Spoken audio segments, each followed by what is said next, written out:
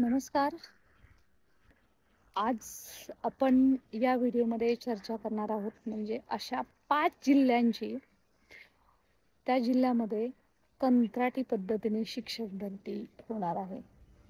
कदाचित हा जो माझे शब्द आहेत ते थोडेसे ऐकायला जड जात असतील, परंतु वास्तविकता अशी आहे की या जिल्ह्यामध्ये RTI द्वारे सेकंड फेजमध्ये रिक्त अपात्र गैरहजर मध्ये किती जागा शिल्लक आहेत याचा पाठपुरावा केलेला आहे आणि या जिल्ह्यांमध्ये जवळपास सर्व मिळून एक 1.5 ते 2,500 जागा कंत्राटी शिक्षक भरतीलाच देण्यात येईल असं व्यवस्थापना तिथल्या सांगत आहेत.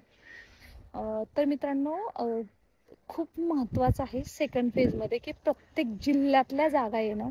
भले तो कोणाचा जिल्हा असो ते महत्त्वाचं नाही आहे, कारण सेकंड फेजमध्ये कोणती जिल्हा वाईज भरती नाही आहे हे प्रथमतः समजून घ्या. आणि या संदर्भात या जिल्ह्यांमध्ये जागा देण्यात याव्यात या संदर्भात मी ॲडव्होकेट प्राध्यापक बालुशा माने स्वतः मंत्रालयात या संदर्भात कंप्लेंट केली. तेव्हा मंत्रालयातून असं सांगितलं की ज्या दिवशी पवित्र पोर्टलला जागा देणार नाहीत त्या दिवशी आम्हाला तुम्ही संपर्क साधा, आम्ही त्याच वेळी तिथली भरती बंद करू. परंतु मित्रांनो, सध्या पवित्र पोर्टलला जागा यायलाच अजून किती वेळ लागतोय आपण पाहतोय. संच मान्यता, रोस्टर तपासणी 27 फेब्रुवारी 2024च्या नंतरची संच मान्यता असणं गरजेचं आहे. या धर्तीवरती या सर्वांना किती उशीर होत आहे आणि त्याच्यामध्ये हे या जिल्ह्यातले शिक्षणाधिकारी आहेत त्यांच्याशी जेव्हा आपले अभियोग्यताधारक भेट घेत आहेत तेव्हा ते डायरेक्टली सांगत आहेत. असे रेकॉर्डिंग्स आहेत आपल्याकडे, RTI द्वारे माहिती काढलेली आहे की ते सांगत आहेत की जोपर्यंत आम्हाला वरून लेखी आदेश येत नाही की या जागा कंत्राटी शिक्षक भरतीला देण्यात येऊ नयेत, त्या जागा सेकंड फेजला देण्यात याव्यात, तेव्हाच आम्ही त्या जागा देऊ. मित्रांनो, काही दुर्दैव आहे की जर शालेय शिक्षण विभागाचे शिक्षण आयुक्त जवळपास आज त्यांनी 20 जानेवारी पासून जवळपास 3 VC घेतल्या, त्याच्यामध्ये सर्व शिक्षण अधिकारी उपस्थित होते. त्यांना आदेश देऊनही काही खरे शिक्षणाधिकारी ऐकत नाहीयेत का हा सवाल मात्र तुमच्या मनात पडला असेल तर नक्की कमेंट सेक्शनमध्ये लिहा. येस, आपण या व्हिडिओमध्ये बोलत आहोत ते म्हणजे कोल्हापूर, रत्नागिरी, सिंधुदुर्ग, सातारा आणि सांगली झेडपींचा. मित्रांनो, या झेडपींमध्ये आपले अभियोग्यताधारक जाऊन आलेले आहेत. त्याचा RTIचं सगळं म्हणजे कोणतीही गोष्ट, कोणतंही स्टेटमेंट या व्हिडिओमधलं कोणतंही पुराव्याशिवाय आपण बोलत नाहीये. तरीसुद्धा इथं अभियोग्यताधारक कंटिन्युअस पाठपुरावा करत आहेत, परंतु त्यांना एकच उत्तर देत आहेत की आम्हाला लेखी देण्यात यावं. आणि जेव्हा अभियोग्यताधारक यांना भेटत आहेत तेव्हा त्यांनी सांगितलेलं आहे की कंत्राटी शिक्षक भरती म्हणजे तुम्हाला कंत्राटी शिक्षक भरतीवरती थोडंसं फ्लॅशबॅकला आपण गेलं तर 10 सप्टेंबर 5 सप्टेंबर 2024 रोजी GR निघाला होता. त्याच्यामध्ये 0 ते 20% पटसंख्या जिथं शाळा कमी आहेत तिथं एक सेवानिवृत्त शिक्षक किंवा DED BED शिक्षकांना तात्पुरत्या मानधनावरती त्यांना ठेवण्यात येणार होतं.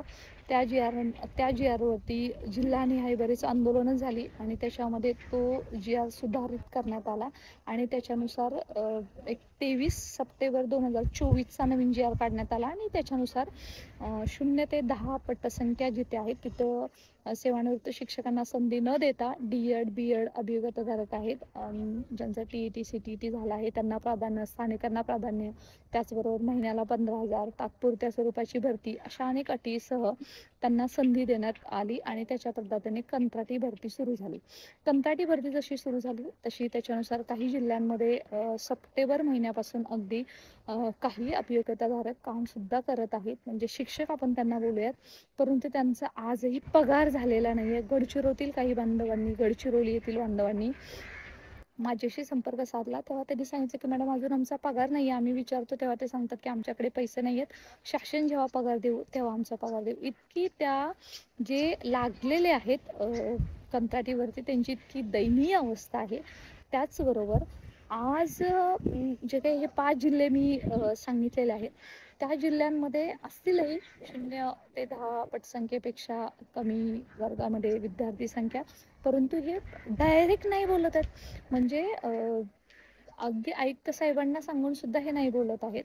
आयुक्त साहेब बोलत आहेत की अशी एकही शाळा राहणार नाही ज्याच्या जागा कंत्राटीला जातील आणि त्या येतील. त्याचबरोबर शिक्षण मंत्र्यांशी जेव्हा संपर्क साधला तेव्हा ते म्हणतात की कंत्राटी शिक्षक भरती सध्या पूर्णतः बंद आहे, सध्या चालू नाही आहे. तरी सुद्धा इथले जे शिक्षणाधिकारी आहेत, वास्तविक पाहता या 5 जिल्ह्यातले मित्रांनो, जर तुम्ही या जिल्ह्यातले असाल ना, तर यांना तुम्ही जाब नक्की विचारा, त्यांच्यापर्यंत हा व्हिडिओ नक्की पोहोचवा. ते आयुक्तांपेक्षा मोठे झालेत का?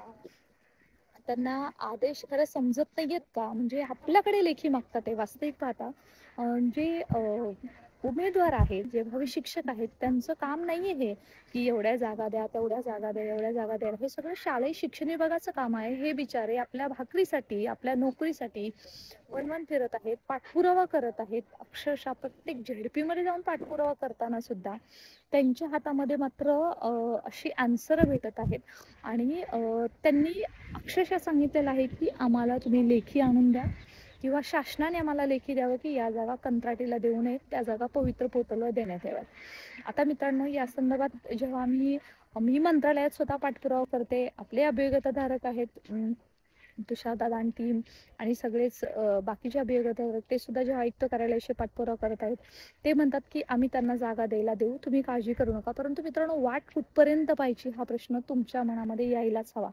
भले तुम्ही त्या जिल्ह्यातले असाल नसाल, परंतु याचा प्रत्यक्ष परिणाम आपल्या नोकरीवरती होणार आहे.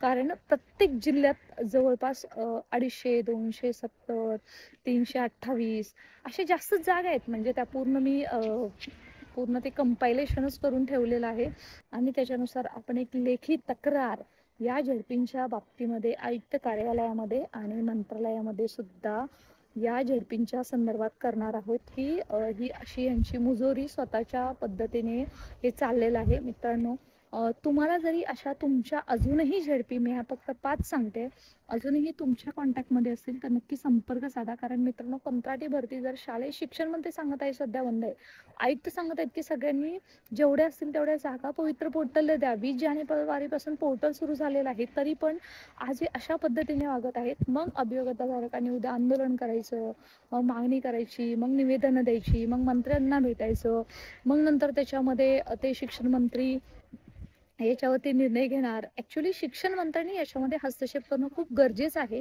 जेव्हा मी हक्काने सांगतो की सध्याचे शिक्षण मंत्री ॲक्शन मोडवरती आहेत, शिक्षण मंत्री सध्याचे खूप धडाडीचे निर्णय घेणारे आहेत, तेव्हा मात्र असे जेव्हा शिक्षण अधिकारी बोलतात या जिल्ह्यातले की आम्ही जागाच देणार नाही, त्याच्यावरती आजही शिक्षण मंत्री गप्प आहेत, तेव्हा त्यांच्याही भूमिकेवरती सध्या क्वेश्चन मार्क आपल्या मनामध्ये येतं. सो मित्रांनो, हा व्हिडिओ जास्तीत जास्त व्हायरल करा. कारण आज नोकरी जरी कोणाचीही असली तरी सुद्धा प्रत्येक झेडपीच्या जागा, प्रत्येक व्यवस्थापनाच्या जागा, प्रत्येक आस्थापनाच्या जागा, मग ते 9 ते 12 पर्यंत खाजगी, अनुदानित, विनाअनुदानित, नपा, कटक मंडळे, मनपा, झेडपी, नगरपालिका, महापालिका, प्रत्येक जागा आहेत. इव्हन 20% अनुदान, 40% अनुदान किंवा 60%, 80% अनुदान त्यांनी पवित्र पोर्टलला द्यायलाच पाहिजेत. उद्या शिक्षण मंत्री ठरवतील, आयुक्त साहेब ठरवतील की जर त्याच्याला 1 लाख जागा आल्या, त्याच्यातल्या सेकंड फेजमध्ये जागा किती द्यायच्या, थर्ड टेटला किती ठेवायच्या, ते त्यांचं ते ठरवतील. कारण संच मान्यताचं प्रपोर्शन ठरलेलं आहे. ठीक आहे, 2022-23ची संच मान्यता सेकंड फेजसाठी आहे आणि 23-24 नंतरची संच मान्यता ही थर्ड टेटसाठी आहे. त्यामुळे जागेंचं याच्यामध्ये काही गोंधळ नाही आहे. परंतु हे शालेय शिक्षणाधिकारी आहेत, जे ईओ आहेत, जे स्थानिक स्तरावरची, तो हे जो गोंधळ घालत आहेत आणि जो संभ्रम निर्माण करत आहेत किंवा आमच्या अभियोग्यताधारकांमध्ये भीतीचं वातावरण निर्माण करत आहेत, मित्रांनो, त्याच्यावरती आता आपण आवाज उठवला पाहिजे.